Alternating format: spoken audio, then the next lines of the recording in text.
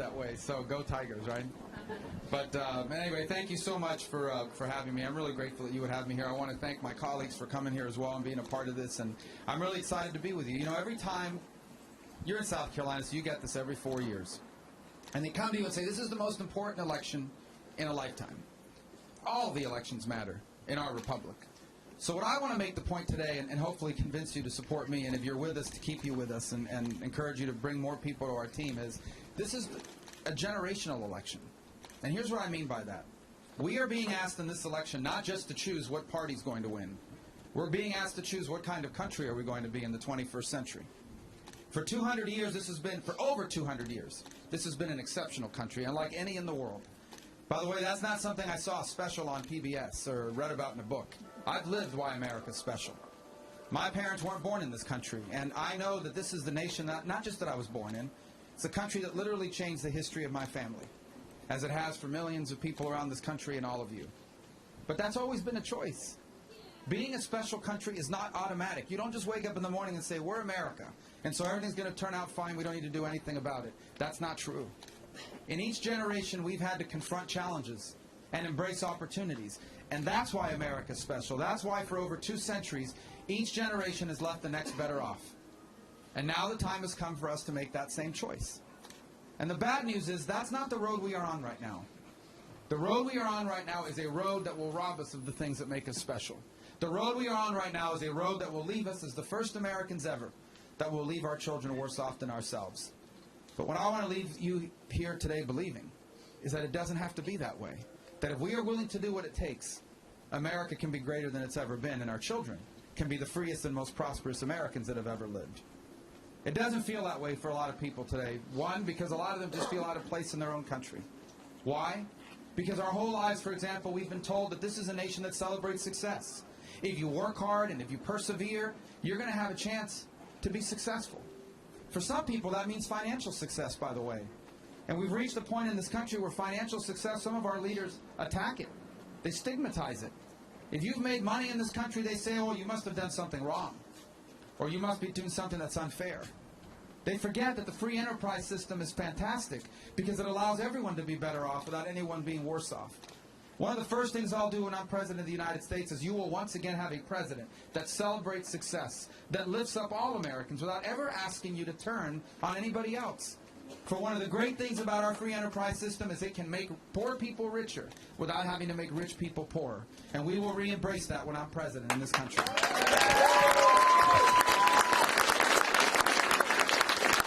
There are people that feel out of place because their whole lives they were taught strong families equal strong communities. Strong communities means a strong country.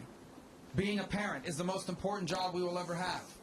Our faith community is the backbone of our country because it helps us instill and reinforce the values of hard work and respect for others and caring for your neighbor and volunteering and charity. I mean, do you think it's a coincidence that America is the most charitable country in the world? We're the most charitable country in the world because we are a nation founded on principles of Judeo-Christian values that instilled in us the obligation to care for the less fortunate. And yet we now live in a culture that increasingly says that if you hold traditional values, you're old-fashioned, you're outdated, you're a bigot, sometimes they say, or even you're a hater.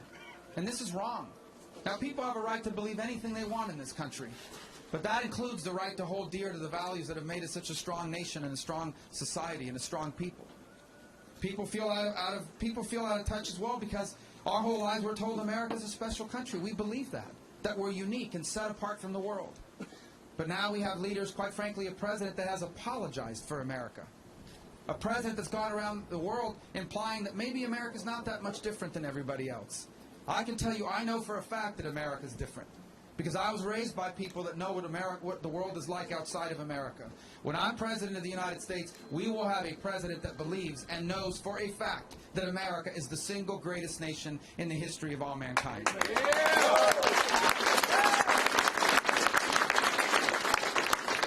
The second thing that's out of touch in our lives is the government. People look at the problems we have on a regular basis and they look at government and they say these people are completely out of touch. Not the gentlemen that are here today, but a lot of the other people. It's true, actually. I wish we had more people like them, Trey Gowdy and Tim Scott in Washington. We've been making a lot more progress than what we're making now. Why do they feel that way? I'll tell you why. For example, we're a country that's told people their whole life, if you work hard and you persevere, you will be able to get ahead. But now people that are working hard and are persevering, they live paycheck to paycheck. And government not only has no answers, they don't even talk about it. The argument from the left is, we just need more government. That's what's standing in the way. We just don't have enough government, because government is what creates prosperity. When I'm elected president, you will have a president that knows that it is not government that creates prosperity. It is you. It is the private sector. It is people that go out and take the money they have saved up and risk it to open up a business. It is the people that go out and max out their credit card to open up a business. It is the employee who quits their job because they've always dreamed about being an employer and opens up a business. When I'm president, America will be the easiest and the best place in the world to start a business or grow an existing one, and as a result create millions of better paying jobs for our people who so desperately need them now.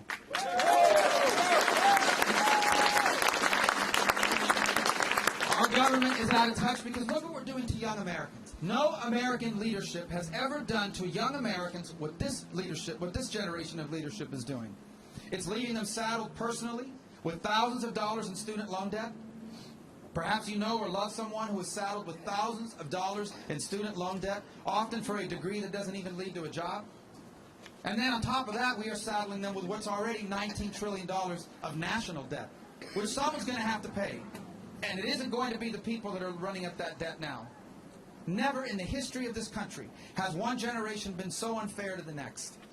And we're going to fix those things when I'm president. We are going to have alternatives to student loans. And by the way, that includes empowering people with skills for the 21st century that don't require a four-year college degree.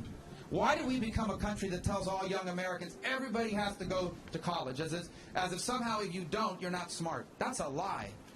A welder makes a lot more than a political science major. Now listen, I know why the left wants everyone to go to college, because that means for 4 years you're going to get indoctrinated by some liberal professors, right?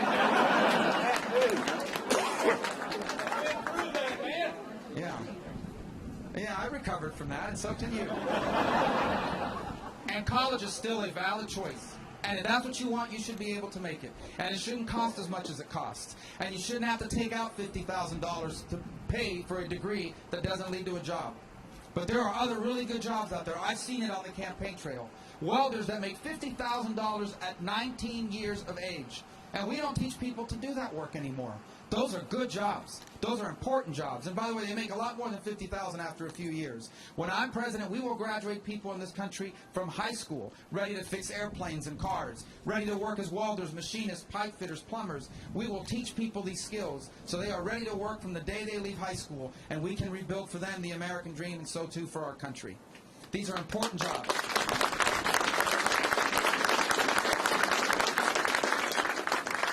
One more reason why our government's out of touch. Look how dangerous the world has become. There is a lunatic, a certified lunatic in charge in North Korea. But he happens to have 24 nuclear warheads. Russia is sowing instability in Europe and now in the Middle East. The Chinese are undertaking the most rapid military expansion in all of human history. Iran is governed by a radical Shia cleric. The Ayatollah of Iran is a radical Shia cleric who is about to get $150 billion of sanctions relief that he's going to use to sponsor terrorism and ultimately to buy or build a nuclear weapon of his own. And then the threat we face from radical jihadists, this apocalyptic group called ISIS that wants to trigger a final Armageddon-style showdown with the West because they believe it is their mandate and their calling for the whole world to be governed under their caliphate. And what are we doing under this president in the face of these dangers? We are weakening our country. Our military, these cuts that our military is facing, these cuts that we're facing aren't doing anything to balance our budget. Because defense spending isn't the reason we have a debt. But these cuts are the reason why we're going to wind up with the oldest and the smallest Air Force in our history. These defense cuts are the reason why we're on the verge of having the oldest and the smallest Navy we have had since the year 1915. These cuts are the reason why we're going to be left with the smallest army we have had since the beginning of the Second World War. The world is growing more dangerous and we're growing weaker. When I'm president of the United States, I understand the president doesn't run the economy. The private sector does. When I'm president, my #1 obligation will be to be commander-in-chief and to keep you safe. And that begins by rebuilding our military so that it remains the most powerful fighting force on this planet, capable of confronting and defeating any adversary we face, now or in the future. And that's what I will do if elected president.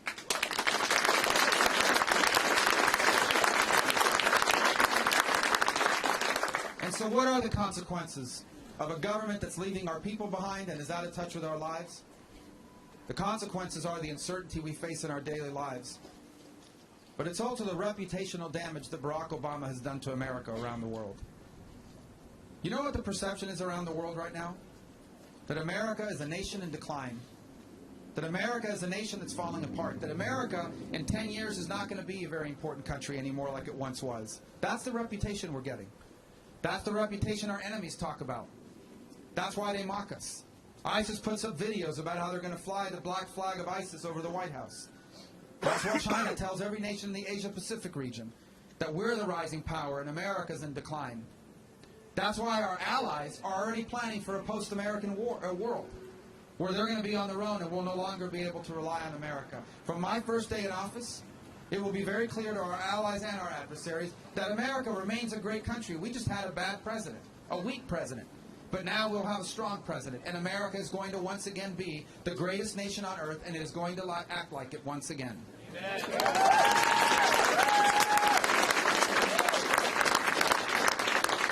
I know the challenges we face are real. I see it every single day, in my neighborhood, in my family, and in the voices and faces of the people I get to interact with all across this country. I know that times are tough.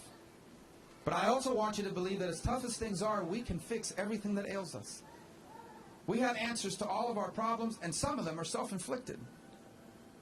We have time to get this right, but we don't have forever. If the next 4 years are like the last 7, I'm not sure I'll be able to give you that speech 4 years from now. We still have time to act, but the time is now. When I decided to run for the U.S. Senate, virtually everybody in leadership in the Senate told me they were against me. They wanted to support my opponent. I ran anyway, and thank God we won. Now, when I decided to run for president, some of the same people popped up again, and they said, "It's not your turn. You got to wait in line." I didn't know there was a line. And my answer was, what are we waiting for? This is our moment. This is the time that we need to act. For our very essence and our identity as a people and as a nation is at stake. We have a very important choice to make. And it's not between names on a ballot or 2 political parties. The choice that we must make is whether we are willing to do what it takes to remain a special country, or whether we are willing to be the generation that history will record are the ones that lost what made America special. If we are willing to do what needs to be done, our children and grandchildren will be the freest and most prosperous Americans that ever lived, and America will be greater than it's ever been. If we fail to act, we will forever be known as the Americans, the first in our history, that left our children worse off than ourselves. I know this is a daunting challenge as I describe it, but it is not a new one. Our nation has never had it easy, because what we have is special, and anything that is special is hard. We've always had great challenges. This nation was founded by declaring independence from the most powerful empire in the world. That was hard. Then it fought a civil war that almost ended the young country. Then this nation was pulled into a world war that was so bloody, they called it the war to end all wars. They never thought there'd be another war again. That's how terrible it was.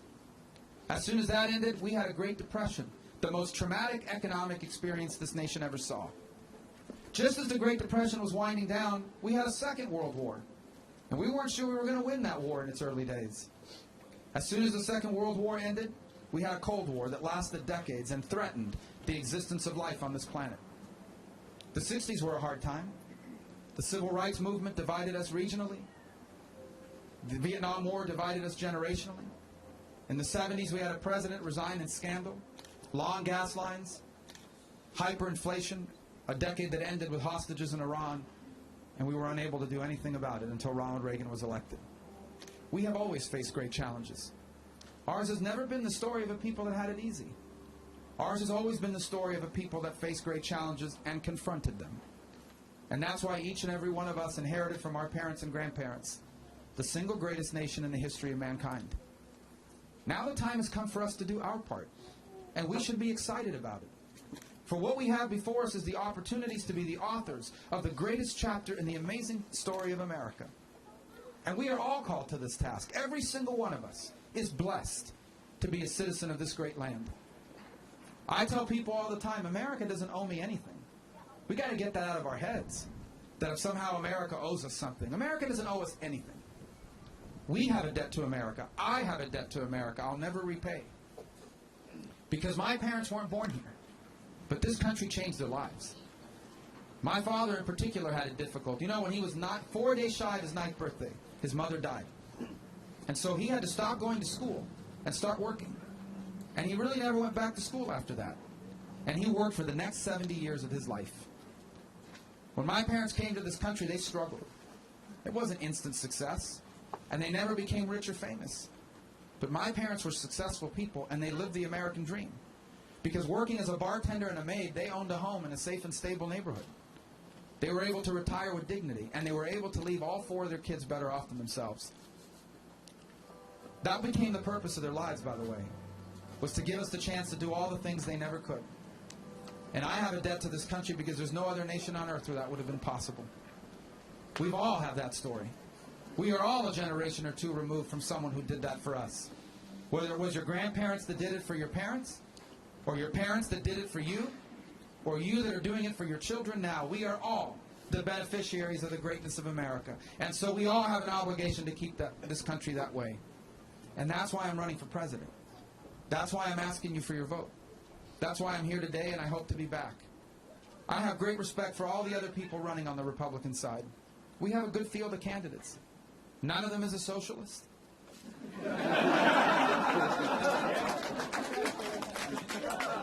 None of them is under FBI investigation. And I don't know if you read about this the other day, but Bernie Sanders hacked into Hillary's computers to steal her database. We don't hack into each other's computers. And by the way, what a waste of time. The Chinese or the Russians had already done that. But I'm the only one running that believes that this election is a generational choice. I'm not just here to tell you what's wrong. I'm here to tell you what can be right if we do what needs to be done. To encourage you to believe that, yes, our challenges are real and times are difficult. But we have it within us to turn this around. And if we do, we're not just going to save the American dream. We're going to expand it to reach more people and change more lives than ever before. And the 21st century doesn't have to be as good as the 20th century. We have a chance to make it better. We have a chance to make the 21st century a new American century. And so I hope I can earn your vote and your support. Thank you, and God bless you.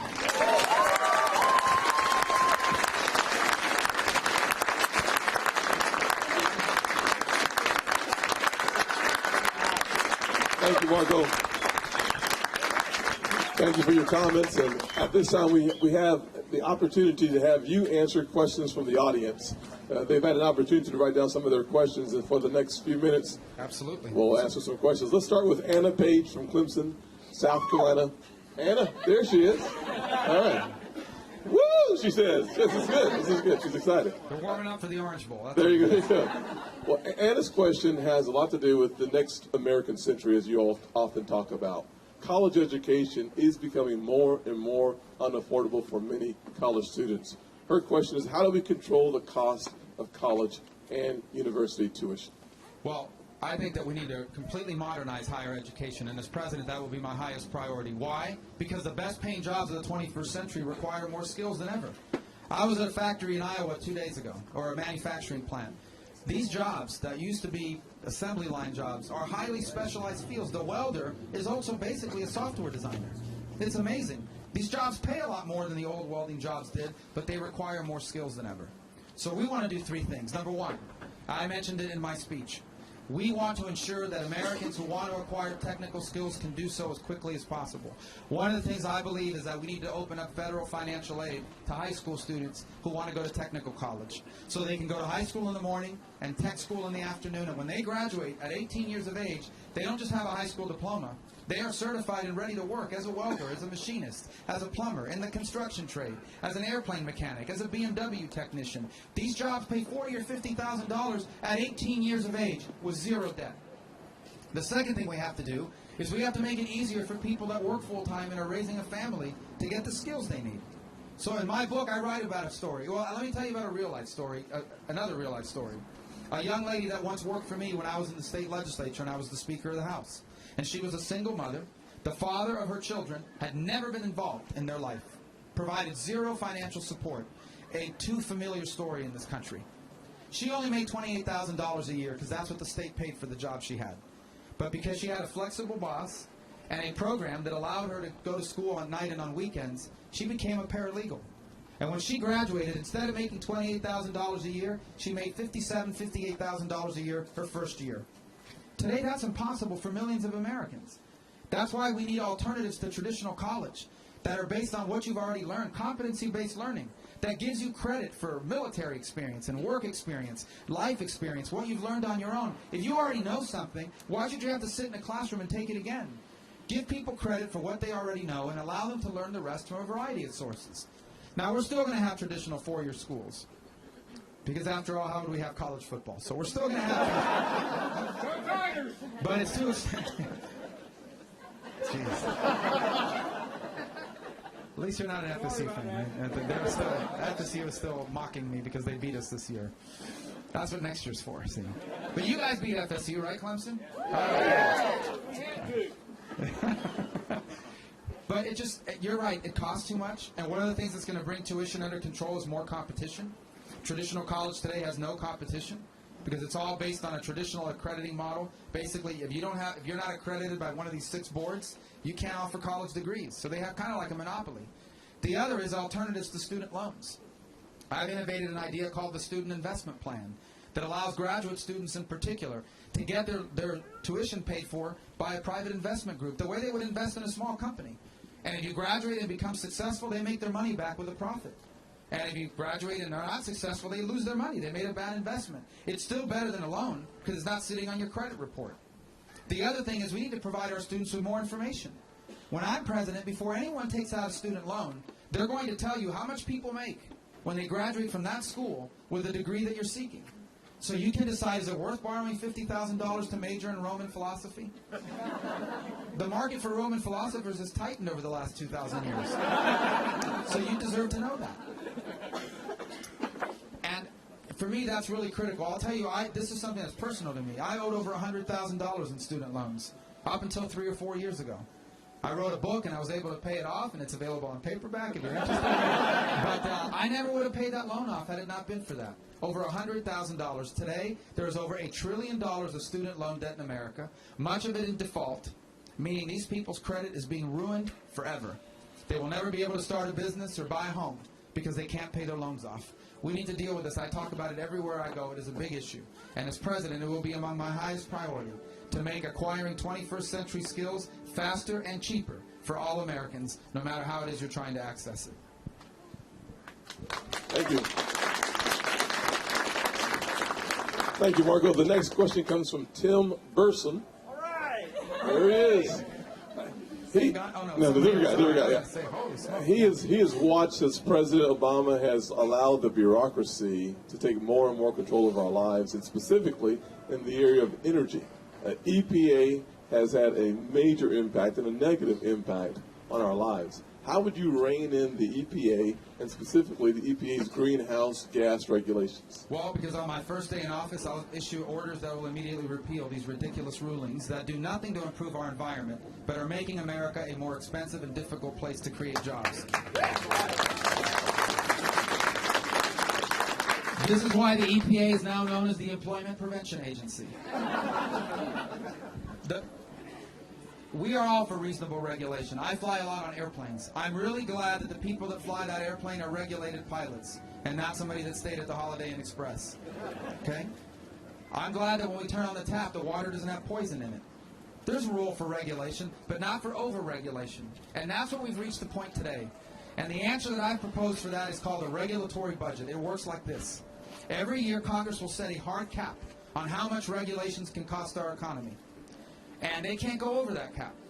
Meaning, for every dollar of new regulations they want to add, they are going to have to cut $1 of existing regulations. And what that will do is it's going to force these agencies like the EPA to institute a cost-benefit analysis. You want to put a new rule in place? How much will it cost and what will the benefit be? You're going to have to prove that the benefits outweigh the costs, and you're not going to be able to increase regulatory costs on our economy.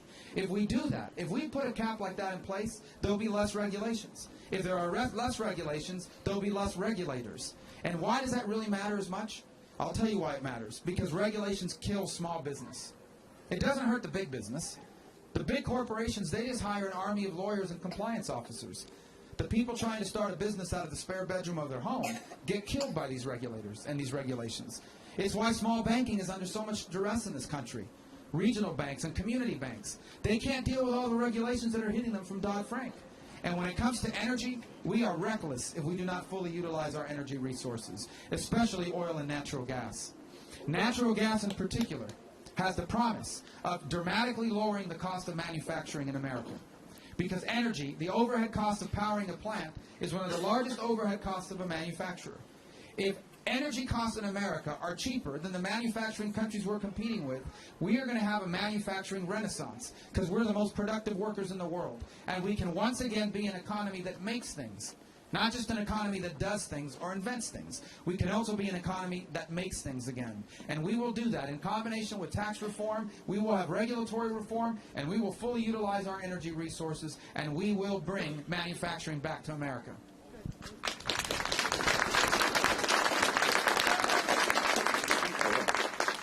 Katie Trim. Katie Trim from Augusta, Georgia. Augusta, Georgia. Yes. She came a long way to be with you today. Thank you for coming. Yes, sir. The what? Master's tickets. This guy's sports obsessed. Yes, yes. He's consistent, though. Oh, he's good. And here's our question for you, though. When we look at the challenges that we have with ISIL, it is obvious that we have to have an Arab coalition as a part of the team to defeat ISIS. How do we get these Arab states to be a part of that coalition? Yeah, first of all, let's put it in perspective. Okay, ISIS is not some invincible foe. ISIS is not the German army before 1939 or 1941. It's a dangerous group. It's a very dangerous group. It's the most capable terrorist group we've ever seen and the most sophisticated terrorist group we've ever seen. But they can be defeated without some 100,000-man invasion by American troops. They can be defeated, but we have to understand who they are. Okay? ISIS is a radical Sunni group with an apocalyptic vision of the future. What that means is when they recruit fighters, what they're telling them is there's going to be an Armageddon-style showdown in the city of Dubuque. I have to be careful because yesterday I was in Iowa in the city of Dubuque. I said, not going to be in Dubuque. It's going to be in Dubuque. That's what they say. That's their interpretation of prophecy, that there's going to be this war between the West and them, and that they're going to win, and that the 12th Imam, which is their messianic figure, is going to return to govern the earth, and that all of us will either convert to their version of Islam, or we're all going to die. And that's what they teach their fighters. And that's important for us to know because of this. Because people that believe that kind of stuff don't just close up shop and become stockbrokers. These people have to be defeated. They have to be defeated militarily and ideologically. Now, the areas they control are Sunni areas. These Sunni areas can only be governed by Sunnis themselves. Kurds can't do it. Ultimately, Americans can't do it. We can liberate these areas, but we can't govern them. These people want to govern themselves. So there has to be a Sunni army on the ground that confronts them and defeats them. And that means Saudi Arabia and Egypt and Turkey and Jordan and these regional countries will have to do more. And we will help them. We will embed special operators alongside them. We will increase airstrikes. We will share logistical and intelligence support. But ultimately, they must defeat them militarily and reject them ideologically. Why isn't that happening now? I'll give you the number one reason. Because the mortal enemy of the Sunni countries that I just mentioned is Iran. And this president just cut a deal with their mortal enemy, Iran. We're basically telling our allies in the region, Iran can have nuclear energy, but you, our allies, cannot. And so they're all obsessed with that thought. They feel betrayed by this president. And so he has no moral standing to go to them and put together this coalition.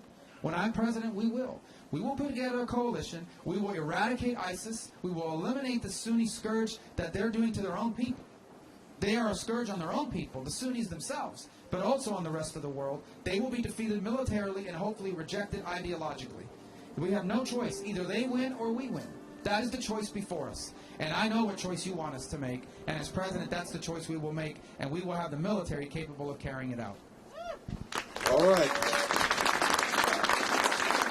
We have time for just two more questions. The next question comes from Al Chastain. Al? There he is. Thank you, Al, for your question. Al has noticed that we have had some young, inexperienced presidents in the past. Absolutely. Like the one that's in the White House right now. Yeah. Convince Al and the rest of us of your leadership ability. Well, let me tell you two things. Number one, Barack Obama did not fail as president because he was a one-term senator. Barack Obama now has 7 years of presidential experience, and he's worse today than he was at the beginning. So, if experience was the reason why he failed, he would have gotten better over time, not worse. He's gotten worse. He failed because his ideas don't work. He failed because he thinks the government runs the economy. And if you believe that, you're going to fail. The president doesn't run the economy.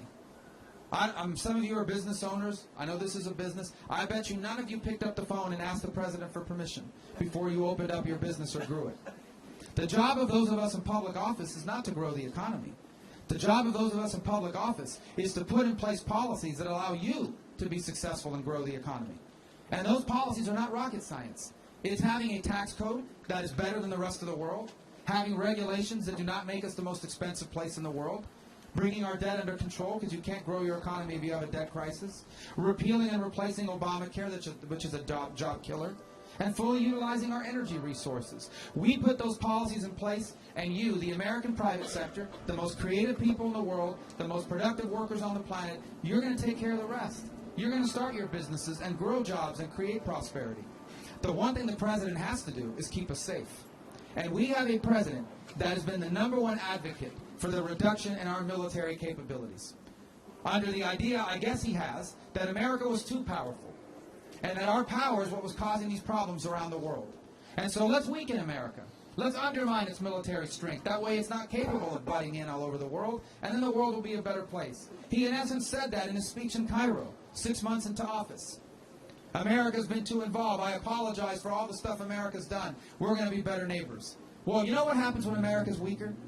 Chaos ensues. We don't have to be involved in every conflict, of course not. But we are still the only nation on earth capable of convening other nations to confront global challenges, like what China's doing in the Asia-Pacific region, like what Russia's doing in Europe, like what Iran's trying to do with nuclear weapons, and like what ISIS is trying to do all over the world. And as president, I know that my #1 obligation is to be the commander-in-chief and to keep us safe.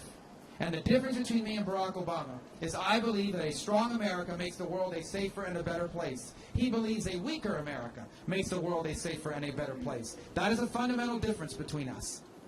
The last point is, the difference, I probably won't win the Nobel Peace Prize my first 6 months in office. Not because we don't aspire for peace. We do. And we know that weakness is the enemy of peace.